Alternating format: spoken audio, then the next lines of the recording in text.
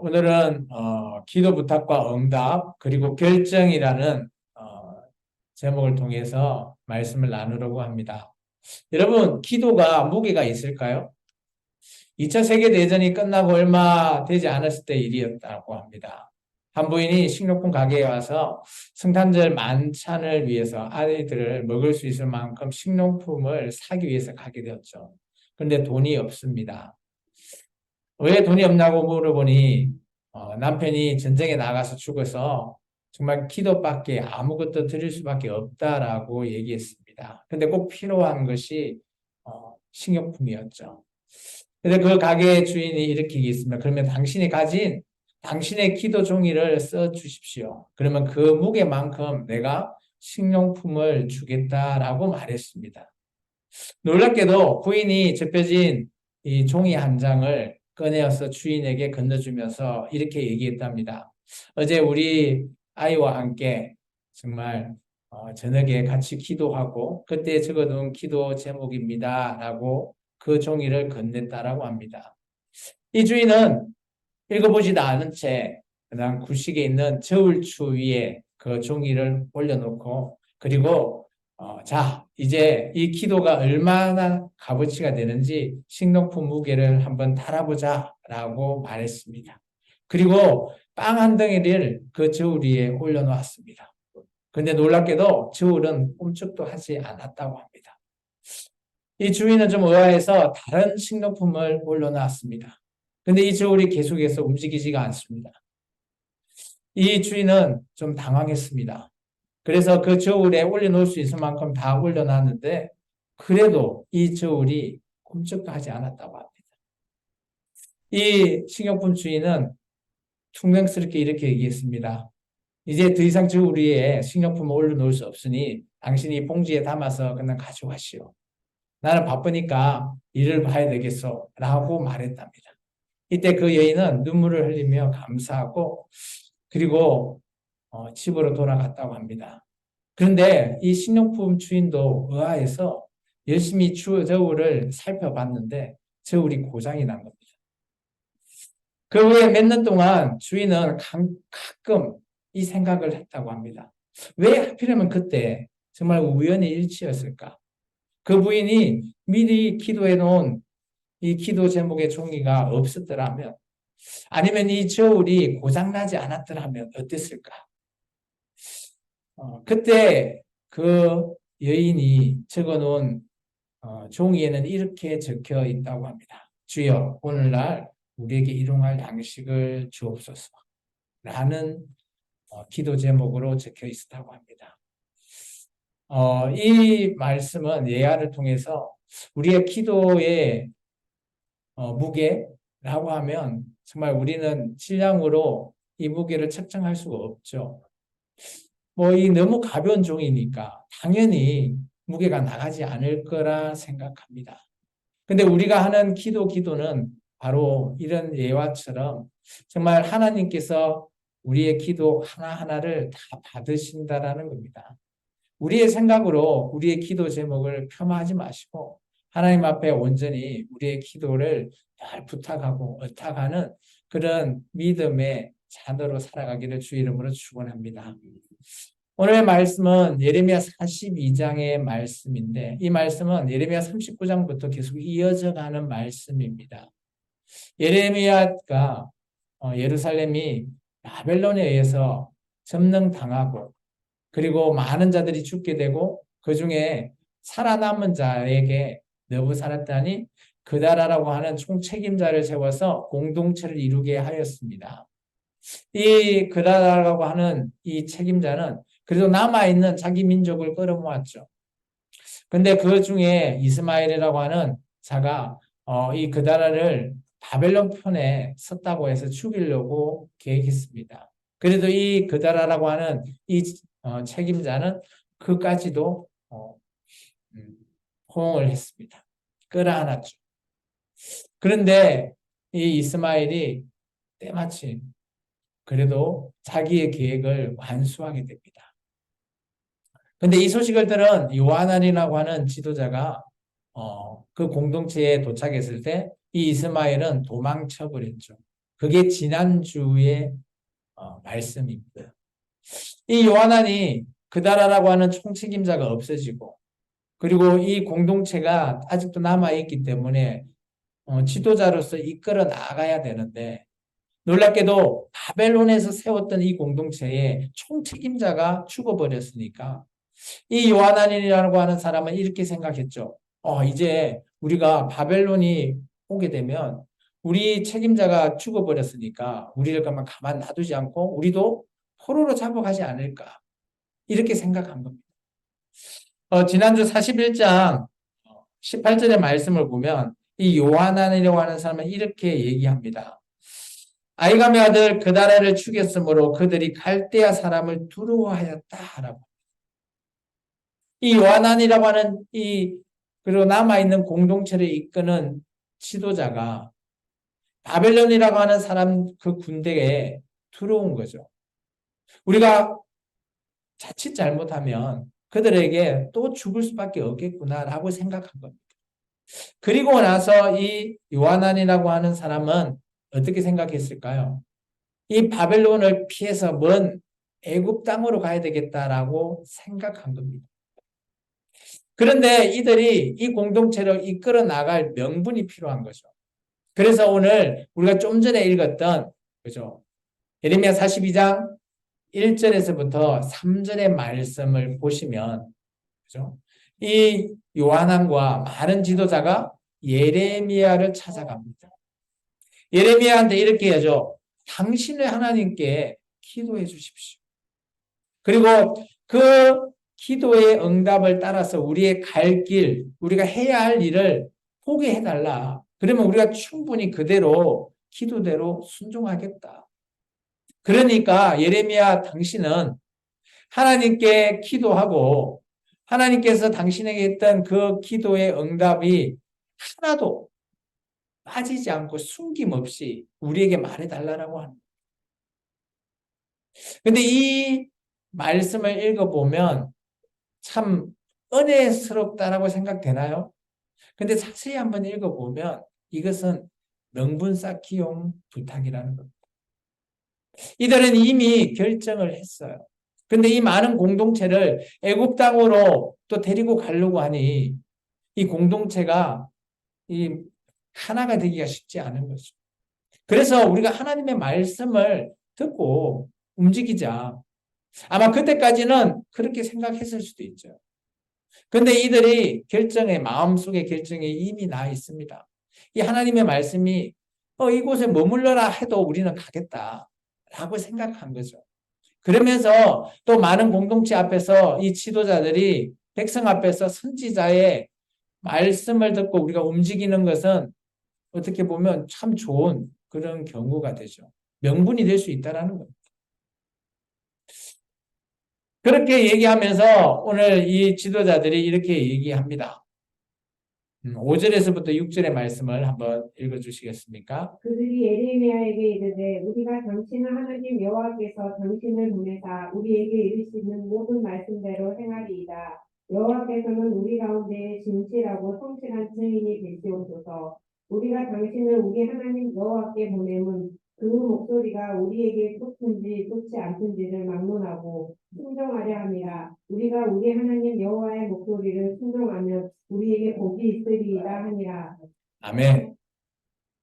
우리가 하나님의 말씀대로 순종하는 것 당연히 우리가 복받고자 하는 일입니다. 하나님께서는 우리에게 올바른 길을 제시해 주시기 때문이죠. 이게 3,000년 전의 말씀입니다. 지금 우리 2024년도 우리가 지금 생명나무 교회가 나가는 이 길이 동일하다라고 저는 봅니다. 하나님의 말씀은 진실하시고 변함이 없으시기 때문이죠. 오늘 생명나무 교회에 오늘 예레미야 42장의 말씀을 오늘 주셨다라고 저는 보여집니다. 우리가 매달 첫 번째 제가 하나님의 귀한 말씀을 우리가 1년 동안 살아갈 수 있는 표를 정하게 되죠. 이번 2024년도 생명나무 교회의 표는 뭐죠? 믿음의 기도로 사람을 살리는 교회가 되자라는 거죠. 여러분 한 명 한 명의 믿음의 기도가 사람을 살릴 수 있는 그런 교회, 사람을 죽이는 것이 아니라 또 사람을 이용하는 것이 아니라 정말 어렵고 힘든 자, 정말 병이 걸린 자들, 그런 자들을 우리가 함께 기도를 통해서 하나님이 고쳐주심을 받는 또 우리의 안에 또 많은 그죠? 그런 안 좋은 스트레스나 이런 모든 것들도 하나님께 기도로 의탁할 때 우리가 나아지는 우리를 살릴 수 있는 그런 교회가 되게 해달라고 우리는 제가 이렇게 여러분 앞에 2024년도 표를 공포했습니다. 오늘 예레미야 42장은 오늘 요한안이라고 하는 공동체가 예레미야를 통해서 하나님의 말씀을 받기를 원했어요. 우리가 어떤 말씀을 받는다라는 것. 그렇다면 그 말씀을 받으면 어떻게 해야 될까요? 그대로 순종해 나가는 것이 당연한 겁니다. 근데 우리가 혹여나 하나님의 말씀을 받았을 때 나의 생각과 나의 뜻과 다르다고 그것을 지켜지 않는다면 어떻게 될까요? 오늘 예레미야서에 그런 부분들이 조금 담겨 있어요. 근데 하나님의 말씀은 정확하십니다. 오늘 이렇게 예레미야에게 기도를 부탁했죠. 그리고 나서 10일이 지난 후에 오늘 7절에 보면 여호와의 말씀이 예레미야에게 임했다라고 말합니다. 그러면서 오늘 한 두 가지 경우를 얘기하고 있습니다.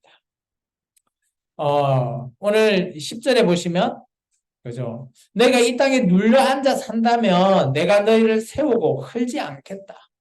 그리고 이 땅에 재난을 지금 이 재난이 뭘까요? 전쟁으로 인해서 폐허가 되고요. 사람이 죽는 일이잖아요.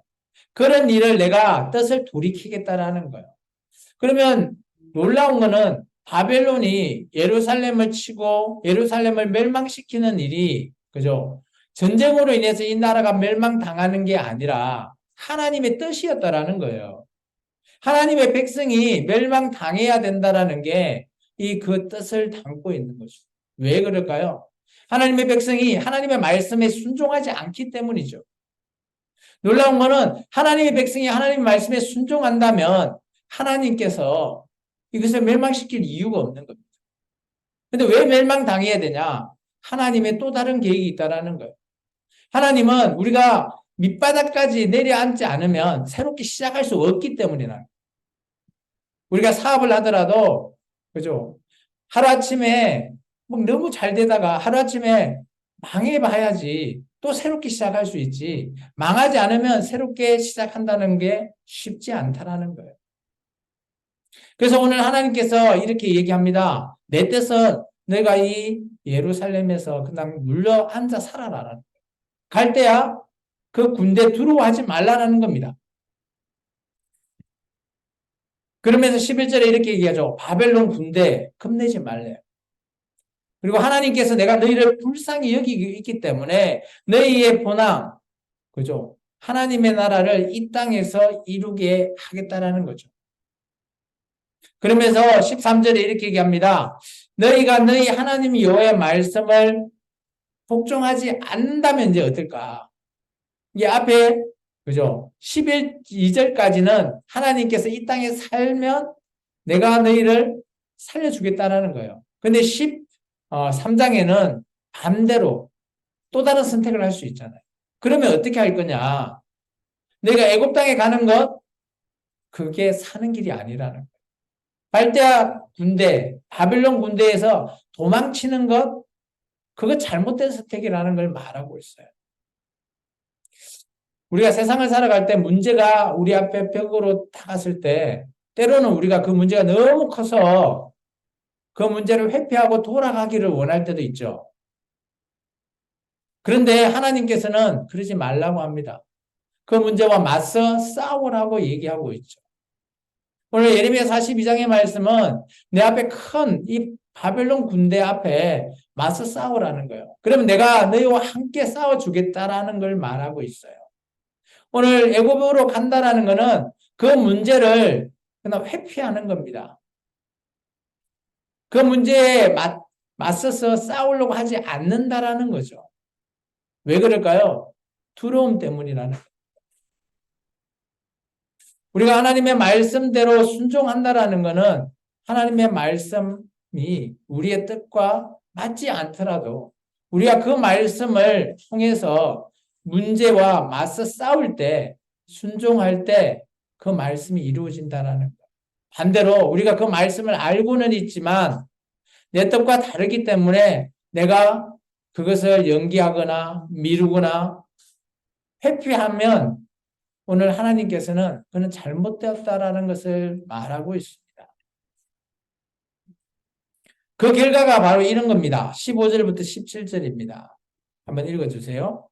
너희 유다의 남은 자여 이제 여호와의 말씀을 들으라. 만군의 여호와 이스라엘 하나님께서 이와 같이 말씀하시되 너희가 만일 애굽에 들어가서 거기에 살기로 고집하면 너희가 두려워하는 칼이 애굽 땅으로 따라가서 너희에게 미칠 것이요 너희가 두려워하는 기근이 애굽으로 급히 따라가서 너희에게 임하리니 너희가 거기에서 죽을 것이라. 무릇 애굽으로 들어가서 거기에 머물러 살기로 고집하는 모든 사람은 이와 같이 되리니 곧 칼과 기근과 전염병에 죽을 것인즉 내가 그들에게 내리는 재난을 벗어나서 남을 자 없으리라. 내가 문제를 회피하면 그냥 이 재난을 고스란히 당한다라는 거예요. 그게 뭐라고 얘기하고 있습니까? 저는 15절에 나오는 단어, 고집. 17절에 나오는 고집. 우리가 어떤 문제를 맞서 싸우지 못하는 것은 우리의 고집 때문이라고 저는 봅니다. 하나님의 말씀은 맞서 싸우라고 하지만 우리가 그 말씀에 순종하지 않고 불순종하는 이유가 나의 고집 때문이라는 거예요. 오늘 이 요한안이라고 하는 이 지도자, 이 공동체의 고집 때문에 이들은 두려움 때문에 이들은 애굽 땅으로 도망가기를 결정하는 겁니다. 근데 하나님의 기도는 두 가지 길을 제시했어요. 너희가 내 말씀대로 바벨론 군대와 맞서서 이 땅에 그냥 눌러앉아라는 거예요. 그러면 너희 보기에는 볼품없고 초라한 공동체라도 내가 너희와 함께 하겠다라는 거예요. 그리고 그 군대를 내가 능히 이기게 해주겠다라고 하는 첫 번째 제안이 있었어요. 그리고 반면에 너희가 그 문제를 회피하고 애굽으로 가게 된다면 너희 고집으로 네 뜻대로 한다면 너희는 이 재난에서 돌이킬 수 없다라는 걸 얘기해요. 자, 이 두 가지를 여러분 앞에 하나님께서 기도 응답으로 제시하셨다면 여러분은 어떤 선택을 하기를 원하십니까? 내 뜻과 정말 다른 그런 얘기를 하고 있어요. 하나님께서. 근데 여러분은 순종하시겠습니까? 아니면 여러분은 여러분 뜻과 다르다고 불순종하시겠습니까? 선택하기가 쉽지 않는 문제예요. 근데 우리가 말씀에 의하면 우리는 그래도 내 고집을 꺾고 하나님의 말씀대로 한번 결정해보라라고 저는 말하고 싶습니다. 선지자 예레미야도 이들에게 신신당부를 합니다. 18절부터 19절입니다. 만군의 여호와 이스라엘 하나님께서 이와 같이 말씀하시되 나의 노여움과 분을 예루살렘 주민에게 부은 것 같이 너희가 애굽에 이를 때에 나의 분을 너희에게 부으리니 너희가 가증함과 놀램과 저주와 치욕거리가 될 것이라. 너희가 다시는 이 땅을 보지 못하리라 하시도다. 유다의 남자들아 여호와께서 너희를 두고 하신 말씀에 너희는 애굽으로 가지 말라 하셨고 나도 오늘 너희에게 경고한 것을 너희는 분명히 알라. 이 선지자도 정말 제발 하나님의 말씀을 좀 순종하면 좋겠다라는 거예요. 왜냐? 보인다라는 거예요. 이걸 회피하고 애굽으로 가게 되면 다 죽는 것이 보이는 거죠.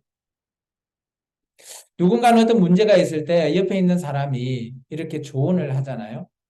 그러면 그 문제에 대해서 내 뜻과 다르면 우리는 쉽게 받아들이지 않아요.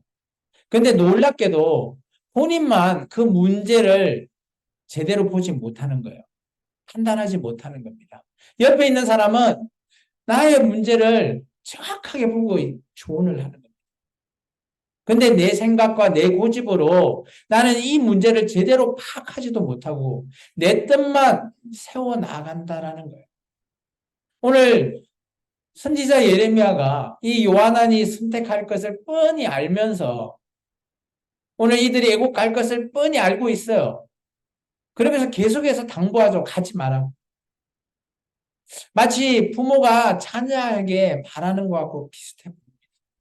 자녀가 자기의 뜻을 고집해서 계속 나가기를 원하는데 부모는 아무리 봐도 자식보다 뛰어나지 않지만 그래도 아무리 봐도 자식이 선택한 길이 올바르지 않는 길이에요. 그럼 어떻게 할까요? 야, 그거 좀 하지 마. 그거 아니라고 계속 얘기하는 거죠. 근데 자녀 입장에서는 어떻게 들린가요? 잔소리로만 들립니다. 내 생각과 다르기 때문에 내 고집이 꺾일 수가 없는 거예요.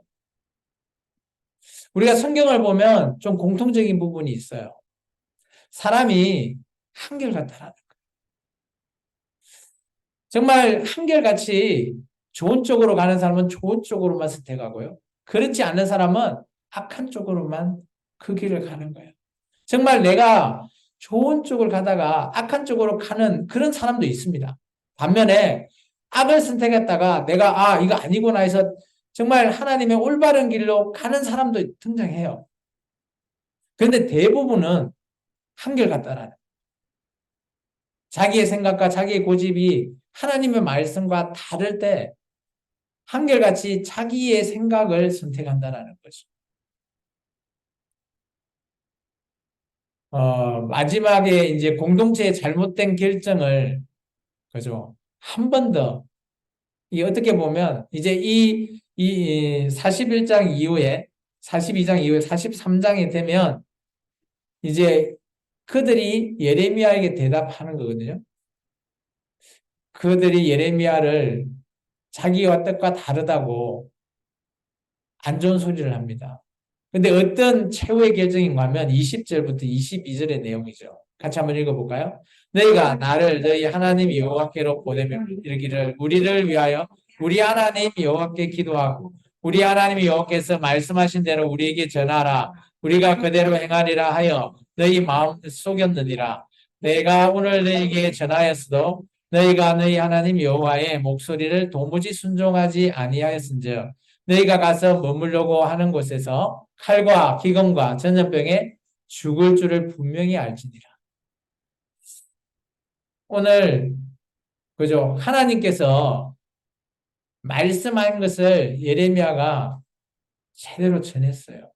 그런데 오늘 20절 하반절 저는 줄을 끊으면 좋겠어요. 그들이 기도를 요청했다고 하지만 이건 명분 쌓기 용이라는 거예요. 너희가 너희 마음을 속였다라는 거예요. 왜냐? 자기의 뜻대로 결정되면 그다음 그게 명분이 되어서 애굽으로 내려가기를 원하는 거죠. 내 뜻대로 결정되기를 원했어요. 그런데 하나님의 기도는 하나님의 뜻과 이 공동체의 뜻이 다른 거죠. 그러다 보니까 오늘 이들이 이 얘기를 듣고 어떤 얘기를 한 줄 아십니까? 다음 주에 할 얘기인데 우리 한번 읽어 주시겠습니까? 43장 2절입니다. 호사야 아들 아사야와 가레야 아들 요하난과 모두 동하는 자가 에레미야에게 말하기를 내가 거짓을 말하는도다. 우리 하나님 여호와께서 너희는 애굽에서 살려고 그리로 가지 말라고 너를 보내어 말하게 하지 아니하셨느니라. 자, 보면 그죠? 오만한 자들이라고 칭했어요. 예레미야서는. 그러면서 예레미야에게 얘기하죠. 네가 한 말 그 거짓말이야. 예레미야가 하나님 앞에 응답받은 이 말이 자기의 뜻과 생각과 다르다고 그 말 거짓말이래. 왜 거짓을 말하느냐라고 말하는 거예요. 때로는 우리의 생각과 우리의 뜻이 하나님의 생각과 하나님의 뜻과 다를 수 있다고 저는 봅니다. 그렇지만 그 뜻의 갭을 우리가 좁히기 위해서는 내가 바뀌어야 되고요. 나의 고집이 꺾이지 않으면 절대 좁혀지지 않다고 저는 생각합니다. 오늘 예레미야 42장의 키워드는 저는 기도라고 봅니다. 우리는 언제나 우리가 기도할 수도 있고요. 또 우리가 기도 부탁을 할 수도 있죠. 그러니까 제가 여러분에게도 기도 제목을 신방 때 늘 부탁하죠. 어떤 기도 제목이 있습니까? 그것은 왜 그럴까요? 우리 한 명이 기도하는 것도 하나님이 받으시지만 이 기도 제목으로 여러 명이 함께하면 하나님께서 좀 더 응답이 빠르다? 물론 그럴 수도 있지만 하나님께서 우리 한 명 한 명의 모든 기도가 하나가 되기 때문에 아마 그것을 더 중하게 여기지 않을까. 그렇다고 내 기도가 안 중하다는 건 아닙니다. 오늘 우리가 이런 기도를 할 때, 기도 부탁을 하거나 내가 기도를 할 때 우리가 혹 이럴 경우도 있잖아요. 어떤 문제가 생길 때 우리는 어떻게 기도하죠?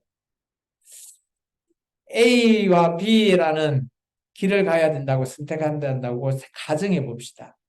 그런데 보니까 A의 길은 내 뜻이에요. 근데 B의 길은 내 뜻과 좀 달라요. 그럴 때 우리가 이제 기도를 해야 되잖아요. 그런 경우에. 이게 상황이나 환경을 보면 A가 좋아 보이는 거죠. 그럴 때 우리는 보통 어떻게 기도한가요? 두 개를 동시에 놓고 하나님, 저에게 어떤 길이 옳은지 뭐 가르쳐 달라 이런 간절함으로 기도하시나요? 아니면 이게 좀 좋아 보이는데 혹시 내가 기도했을 때 하나님이 A다라고 말해주기를 기도하시나요? 우리가 오늘 42장은 딱 이런 거예요. 이 A라는 길을 이미 결정해 놔 버렸어요. 애굽으로 가는 길. 그리고 부탁하는 거죠. 오늘 목사인 저 같은 사람에게도 부탁하고 아니면 주위에 있는 사람에게 부탁합니다. 그런데 이런 이미 결정해 놓고 명분 쌓기용 기도제 부탁, 저는 이것은 자신의 고집이 꺾이지 않았다고 저는 봅니다. 그럼 우리가 기도를 어떻게 해야 되죠? 저는 이게 필요하다고 봅니다. 간절함. 두 개가 어떻게 됐든 간에 어떤 선택을 하든 간에 내가 간절해야 된다고 봅니다.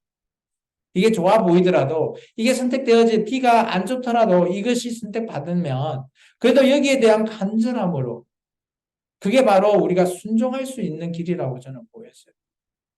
그러면 나의 뜻과 하나님 뜻이 갭이 좁혀진다라는 거예요. 성경은 하나님 앞에 여러 종류의 많은 사람들이 하나님 앞에 기도한 것을 우리에게 보여줍니다. 모범 사례로. 정말 우리가 잘 알고 있는 많은 자들이 정말 간절함으로 하나님 앞에 기도를 하죠. 그 경우를 몇 가지 한번 볼까요? 첫 번째 저는 히스기야를 소개해 드릴까 합니다. 히스기야의 간절한 기도입니다. 한번 읽어주세요. 그때 히스기야가 병들어 죽게 되니 아모스 아들 선지자 이사야가 나아가 그에게 이르되 여호와께서 이같이 말씀하시기를 너는 내 집에 유언하라 내가 죽고 살지 못하리라 하셨나이다 하니 히스기야가 얼굴을 벽으로 향하고 여호와께 기도하여 이르되 여호와여 구하오니 내가 주 앞에서 진실과 전심으로 행하며 주의 목전에서 선하게 행한 것을 기억하옵소서 하고 히스기야가 심히 통곡하니 이게 어떤 상황인가 하면 이 히스기야가 병들기 전에 큰 사건이 있었어요. 아수르라고 하는 그 당시 큰 대제국이 이 바벨론을 둘러싸고 예루살렘을 둘러싸고 있는 겁니다. 그러면서 아마 이제 조금만 더 가면 이 예루살렘이 멸망당할 것 같아요. 그런데 하나님의 도우심으로 하나님 앞에 기도해서 이 하루아침에 이 아수로 13만 5천 명이 다 죽는 그런 사건들이 일어났습니다. 그리고 이 예루살렘이 하나님의 기도 응답으로 회복되었어요. 그리고 나서 하나님이 이 하나님 앞에 기도했던 이 히스기야에게 이 말을 전했죠. 이사야를 통해서 너 이제 죽게 될 거야. 잘 죽어라 라고 전했다라는 겁니다. 이때 히스기야가 그 얘기를 듣고 하나님 앞에 기도합니다. 하나님, 정말 내가 주님 앞에 이때까지 했던 나의 진실, 나의 전심으로 했는데 내가 하나님 앞에 물론 악했을 수도 있지만 선한 것만 좀 보고 저를 가볍게 여겨달라. 긍휼하게 여겨달라라고 말했어요. 이렇게 하나님 앞에 기도했을 때 하나님께서 이 기도를 들어주실까요? 들어주지 않았을까요? 성경이 궁금하시면 성경을 한번 이사야서를 읽어보시면 되는데 결과를 얘기해 드릴게요. 하나님께 기도 응답해 주셨죠. 15년이라고 하는 생명 연장을 보장해 주셨어요. 근데 이제 역사적으로 봤을 때 이 15년이 뭐 잘된 일이나 못된 일은 나중에 한번 생각해 보시고 어쨌든 간에 히스기야는 하나님 앞에 그래도 간절하게 기도를 했다라는 거예요. 이미 정해놓고 기도한 거 아니죠. 그렇다 보니까 우리의 기도도 이래야 된다라고 저는 보여져요. 두 번째, 사사인 삼손입니다. 삼손 얘기 잘 아시죠? 삼손이 마지막 앞에 하나님 앞에 기도했던 모습입니다. 삼손이 여호와께 부르짖어 이르되 주 여호와여 구하옵나니 나를 생각하옵소서. 하나님이여 구하옵나니 이번만 나를 강하게 하사 나의 두 눈을 뺀 블레셋 사람에게 원수를 단번에 갖게 하옵소서 하고. 이게 어떤 부분인가 하면 삼손은 어떻게 보면 사사이고 재판관인데 그저 힘도 세고 하나님께서 주실 거 다 주시는 그런 나신인인데 지멋대로 살았죠. 근데 이 블레셋한테 나중에 막 두 눈 뺏기고 그냥 이렇게 노예처럼 행할 때 마지막에 그나마 모든 자리에 블레셋에서 많은 자들이 그죠? 그들 신 앞에 경배하는 그 자리에서 이 삼손을 데리고 와서 막 조롱거리를 삼고 있는 그때의 마지막 장면에 이 삼손이 하나님께 기도합니다. 제가 이때까지 살은 거 잘못 살았는데 이번만 하나님께서 저에게 기회를 좀 달라. 내게 강한 힘을 다시 한 번 더 회복시켜주면 내가 이들 죽이고 나도 같이 죽겠다. 라는 거죠. 이 기도 속에는 마지막이 삼손의 간절함이 들어있어요.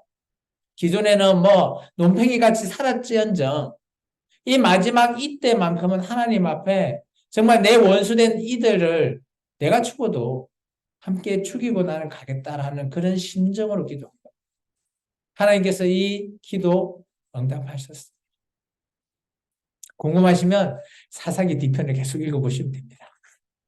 그리고 저는 또 다른 인물, 이제 우리가 여인들의 기도, 그 많은 여인들이 성장하는데 정말 빼놓을 수 없는 여인이 한 명 있죠. 여러분도 아마 많이 들어본 이름일 거예요. 한나라고. 한나라는 이름 많이 들어보지 않으셨나요? 어, 음, 뭐 많은 사람들이 이름 지을 때 한나라는 이름도 많이 쓰더라고요. 이 한나의 간절한 기도 오늘 사무엘 상서에 이렇게 되어 있습니다.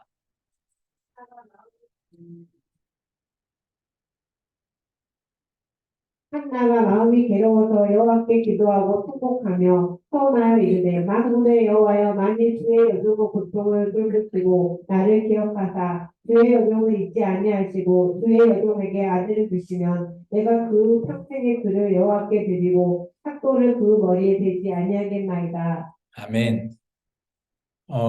이 한나와 브닌나 이 가정에 정말 자식이 없어서 한나가 매번 하나님의 전에 올라가서 기도하고 통곡합니다. 근데 이 한나가 이렇게 소원을 하죠. 만약 나에게 아들을 주시면 이 아들을 하나님의 자녀로 살게 하겠다. 이걸 나시린이라고 하거든요. 나시린으로 살게 내가 하나님의 것으로 드리겠습니다. 라는 기도를 하게 됩니다.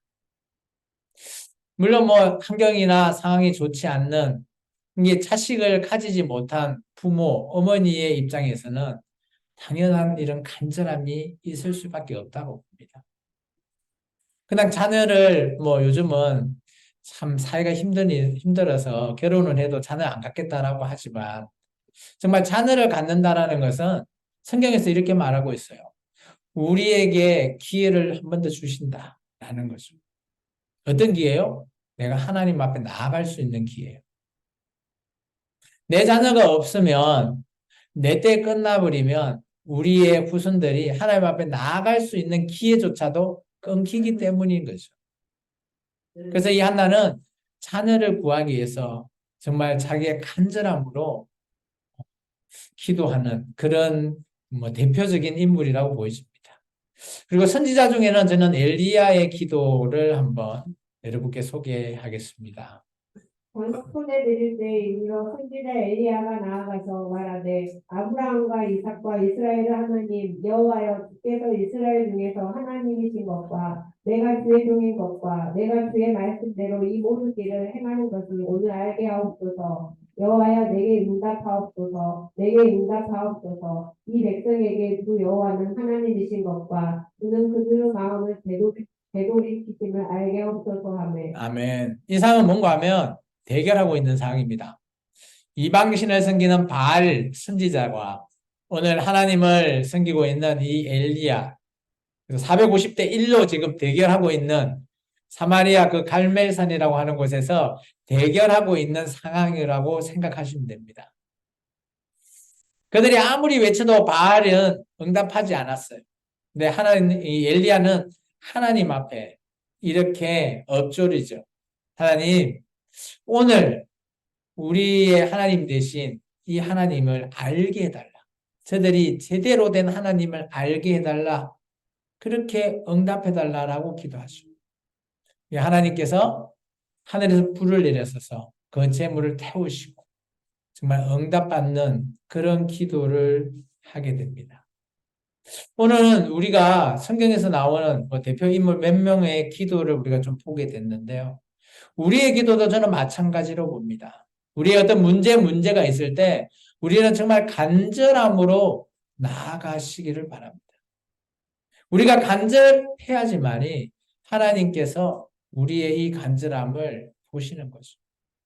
오늘 예레미야 42장은 어떻게 보면 간절함보다는 명분 쌓기용 기도라고 저는 보여져요. 이미 결정해놓고 기도한다는 것 저는 옳지 않다고 보죠. 내 고집, 내 아집, 나의 불순종이 오늘 기도를 하게 된다는 것, 그것은 잘못된 우리의 결정을 선택하게 하는 그 결정이 될 수밖에 없다라는 걸 말하고 있어요. 그래서 우리가 삶을 살아갈 때 우리 인생에서 결정이라고 하는 중요한 선택 앞에 있을 때 정말 우리는 하나님 앞에 간절함으로 의탁하는 저와 여러분이 되기를 축원합니다. 우리 이거 읽고 마무리할까 합니다. 우리는 기도할 때 간절한 마음으로 하나님께 부탁하고 응답받았으면 믿음으로 순종합시다. 저는 이것이 가장 우리가 삶을 살아갈 때 중요한 그런 내용으로 보여집니다. 우리가 기도했다고 다 응답받았다고 우리가 다 그대로 살 수 있는 게 아니기 때문에.